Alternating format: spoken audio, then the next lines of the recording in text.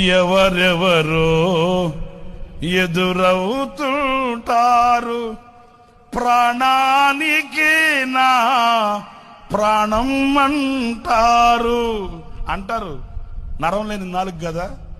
ఎవరెవరో ఎదురవుతుంటారు, ప్రాణానికి నా ప్రాణం అంటారు. ఎవరెవరో ఎదురవుతూ